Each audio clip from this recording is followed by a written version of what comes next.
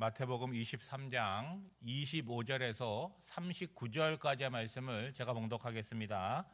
화 있을진저 외식하는 서기관들과 바리새인들이여, 잔과 대접에 겉은 깨끗이 하되 그 안에는 탐욕과 방탕으로 가득하게 하는도다. 눈먼 바리새인이여, 너는 먼저 안을 깨끗이 하라. 그리하면 겉도 깨끗하리라. 화 있을진저 외식하는 서기관들과 바리새인들이여, 회칠한 무덤 같으니 겉으로는 아름답게 보이나 그 안에는 죽은 사람의 뼈와 모든 더러운 것이 가득하도다. 이와 같이 너희도 겉으로는 사람에게 옳게 보이되 안으로는 외식과 불법이 가득하도다. 화 있을진저 외식하는 서기관들과 바리새인들이여, 너희는 선지자들의 무덤을 만들고 악인들의 비석을 꾸미며 이르되, 만일 우리가 조상 때에 있었더라면 우리는 그들이 선지자의 피를 흘리는데 참여하지 아니하였으리라 하니, 그러면 너희가 선지자를 죽인 자의 자손임을 스스로 증명함이로다. 너희가 너희 조상의 분량을 채우라.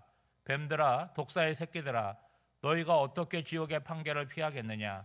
그러므로 내가 너희에게 선지자들과 지혜 있는 자들과 서기관들을 보내매, 너희가 그 중에서 더러는 죽이거나 십자가에 못 박고 그 중에서 더러는 너희 회당에서 채찍질하고 이 동네에서 저 동네로 따라다니며 박해하리라. 그러므로 의인 아벨의 피로부터 성전과 제단 사이에서 너희가 죽인 바라가의 아들 사가랴의 피까지 땅 위에서 흘린 의인의 의로운 피가 다 너희에게 돌아가리라. 내가 진실로 너희에게 이르노니 이것이 다 이 세대에 돌아가리라. 예루살렘아, 예루살렘아, 선지자들을 죽이고 내게 파송된 자들을 돌로 치는 자여, 암탉이 그 새끼를 날개 아래에 모음같이 내가 내 자녀를 모으려 한 일이 몇 번이더냐. 그러나 너희가 원하지 아니하였도다. 보라, 너희 집이 황폐하여 버려진 바 되리라. 내가 너희에게 이르노니 이제부터 너희는 찬송하리로다. 주의 이름으로 오시는 이여 할 때까지 나를 보지 못하리라 하시니라. 아멘. 어제 본문과 오늘 본문에 이어서 서기관과 바리새인들에게 화가 있을 것이라고 7가지 화에 대해서 말씀을 하고 있습니다. 7가지 화를 보면 예수님께서 이들을 부르는 호칭이 똑같은 것이 반복되고 있지요. 오늘 본문도 보면 25절, 27절, 29절을 보면 화 있을진저 외식하는 서기관들과 바리새인들이요, 그렇게 부르고 있습니다.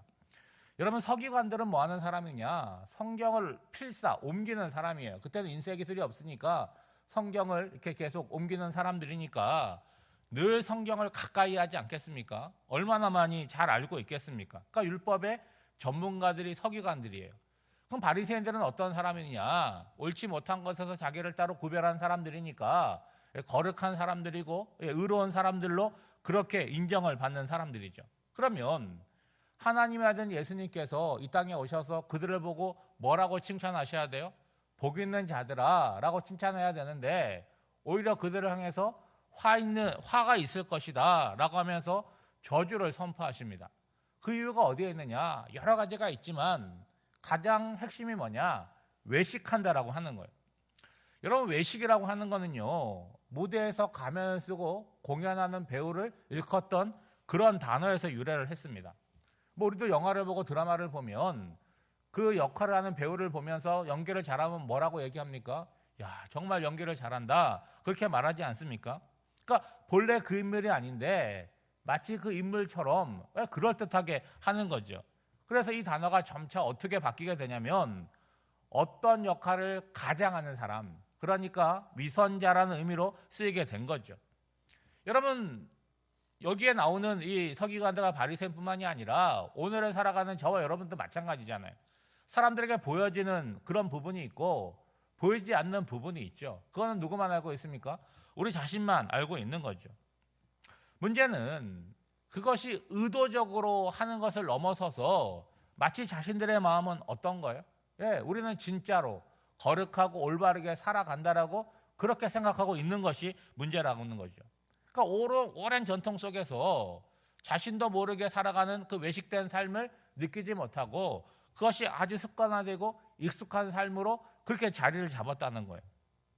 만약에 여러분, 내가 본래는 그런 사람이 아닌데 그런 걸 가장해서 살아가려면 얼마나 피곤하고 얼마나 괴롭겠습니까?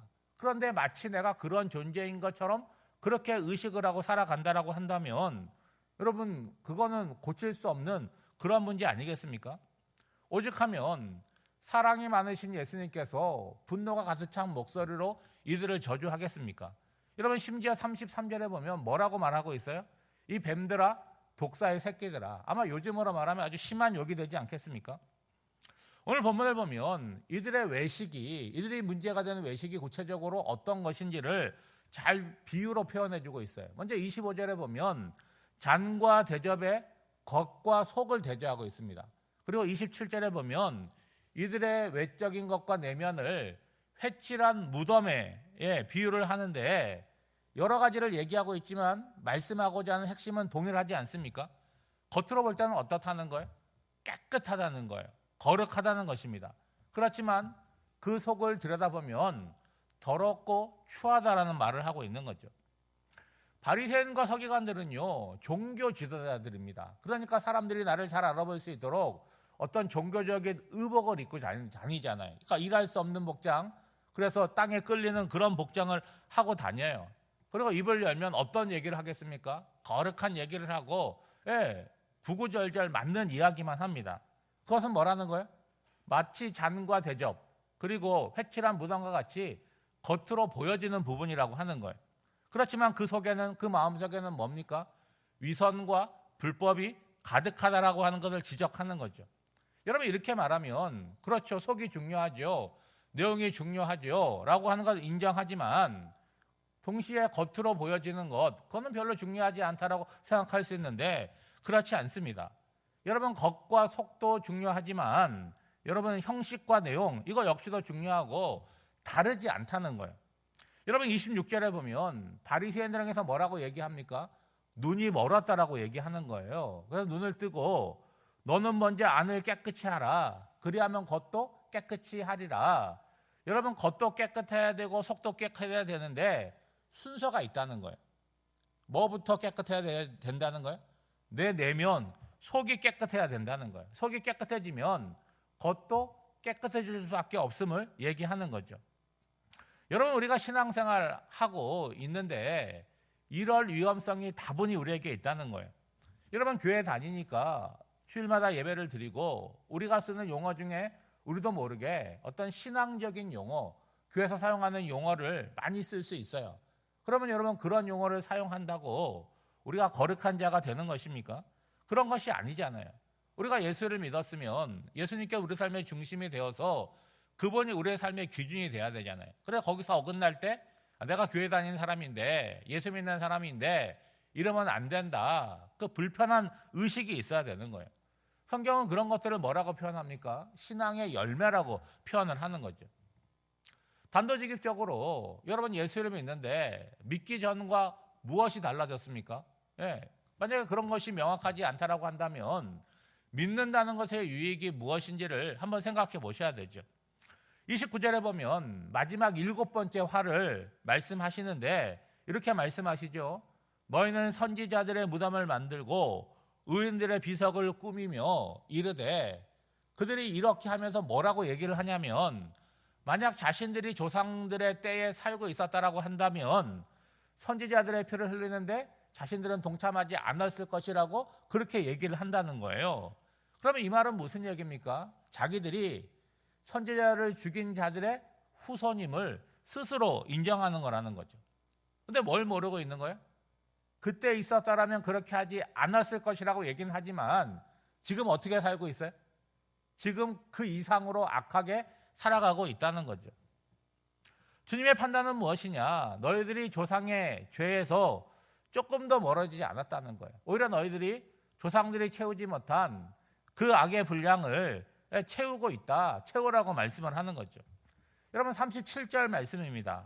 예루살렘아 예루살렘아 선지자들을 죽이고 내게 파송된 자들을 돌로 치는 자여, 암탉이 그 새끼를 날개 아래 모음같이 내가 내 자녀를 모으려 한 일이 몇 번이더냐. 그러나 너희가 원하지 아니하였도다. 여러분 예루살렘이라고 하는 것은요 굉장히 특별한 곳입니다. 왜 그것이 특별합니까? 거기에 성전이 있기 때문에 그러는 거죠. 여러분 이 예루살렘은 샬롬의 도시라는 뜻이잖아요. 샬롬이 뭡니까? 평안, 평화를 이야기하는 거예요. 그러니까 성전이 있다는 것은 그들에게 있어서 삶의 중심이 예루살렘이 되는 거잖아요. 어디에 있든지 간에 이 예루살렘을 바라보면서 기도도 하는 거죠. 근데 문제는 뭐냐? 자부심을 넘어서 성전이 뭐가 된 거예요?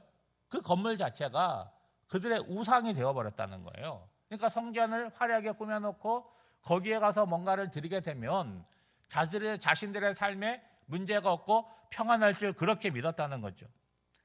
그런데 여러분, 그들이 그 성전을 중심으로 한 일이 뭐냐? 앞서서 포도원 비유에 나오는 것처럼 선지자들을 죽이고 돌로 치는 일들, 그것들을 반복했다는 거예요. 그리고 하나님께서 자신들을 선택한 것에 대해서 귀하게 여기는 마음이 아니라 업신 여기는 마음이 있었다는 거죠.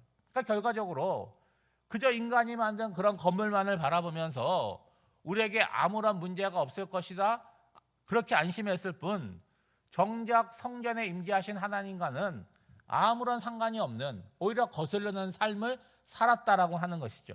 그러면 여러분, 그들이 자부심을 갖고 있는 그 성전이 무슨 의미가 있고 무슨 소용이 있겠습니까? 그래서 여러분 38절에 보면 보라, 너희 집이 황폐하여 버림바 되리라. 평안의 도시였어요. 근데 어떻게 되느냐?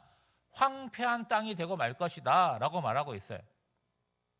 여기서 너희 집은 성전을 의미하는데 어떻게 된다는 거예요? 무너지게 된다는 거예요. 로마에서 무너지죠. 아직까지도 그곳에 성전이 재건되지 못하고 있음을 우리가 알고 있잖아요. 그리고 뭐라고 말씀하시냐면 예수님께서 예루살렘에 입성하실 때 사람들이 찬양했죠. 그 찬양이 다시 이루어질 때는 언제라는 거예요? 예수님께서 다시 재림할 때이다 라고 말씀을 하는 거죠. 여러분, 예수님께서 바리새인과 서기관들을 대상으로 말하고 있지만 오늘 나에게 주시는 말씀으로 무겁게 받아들여야 되는 거예요. 그래서 사람들에게 보여지는 겉모양만 치장하는 사람들이 아니라 하나님과의 관계 속에서 우리의 내면, 우리의 속사람이 주님이 보시기에 아름답고 깨끗하게 변하는 은혜가 있어야 되겠죠. 여러분, 오늘 한 날도 우리가 세상 속에 살아가야 되는데 하나님의 자녀로 살아가지 않습니까? 그러면 누가 보아도 저 사람은 좀 다르다 하는 그런 판단이 있어야 되지 않겠습니까? 그러려면 내 뜻대로 안 된다는 거예요. 뭐가 있어야 됩니까? 성령의 도우심과 은혜가 필요한 거죠. 우리는 본질상 어느 방향으로 나가려고 그럽니까? 안 좋은 쪽으로 나가려는 거예요. 자꾸 외식하는 방향으로, 꾸미는 방향으로 나가려고 하지 하나님 앞에 나를 세우려고 하지 않는 거죠. 오늘 한 날도 살아나가시면서 내 얼굴에 무엇이 묻었는지, 내 옷이 깨끗한지 이것도 중요하지만 무엇보다도 나의 내면 속에 일어나는 악한 것들과 잘못된 것들을 끊어내고 과거와 같은 판단이 아니라 예수를 믿고 올바른 판단과 분별을 갖고 살아나가는 저와 여러분이 되시기를 주님의 이름으로 축복합니다. 기도하겠습니다. 하나님 아버지, 예수님이 주시는 말씀은 모두 나를 향한 말씀임을 깨닫습니다. 겉으로 보여지는 것이 전부인 것처럼 여겼던 것을 깨닫고 하나님 앞에 보여지는 나의 속사람을 거룩하고 아름답게 바꾸는 열심을 주시옵소서. 누구를 비난함으로 내가 의로워지는 것이 아니라 그 비난과 판단이 먼저 나를 향하고 애통하는 마음을 가질 때 소망이 있는 줄을 믿습니다. 오늘 하루가 내면이 새로워지는 첫날이 되게 하옵시고 그러한 날들이 모여 내 모습 속에 하나님의 형상이 드러나게 하옵소서. 주님의 몸된 교회의 공동체를 이루는 우리 교회 학교와 청년들을 위해서 기도합니다. 우리의 다음 세대를 축복하여 주셔서 험한 세상 속에서 하나님의 사람으로 날마다 성장하게 하여 주시고 주님께서 저들이 걸어가는 길에 빛이 되어 주시고 등이 되어 주셔서 세상을 본받는 것이 아니라 하나님을 본받아 하나님이 귀하게 쓰시고 사용하시는 복된 인생들로 성장케 하여 주시옵소서. 교회 학교를 섬기는 교사들에게도 은혜를 허락하여 주셔서 아이들이 성장하는 모습을 보며 기쁨과 보람을 느끼게 하여 주시옵소서. 우리 청년들의 삶이 팍팍합니다. 저들의 진학과 진로, 또 취업과 결혼과 인생의 모든 중요한 일들 가운데 하나님이 함께하여 주시고 무엇보다도 군대에 있는 우리의 청년들을 붙들어 주시사 군 생활을 통해서 주님을 깊이 만나고 새로워지는 놀라운 역사가 있게 하옵소서. 오늘 한날의 삶도 성령 하나님께 온전히 맡겨드리오며 이 모든 간구를 예수님의 이름으로 기도하옵나이다. 아멘.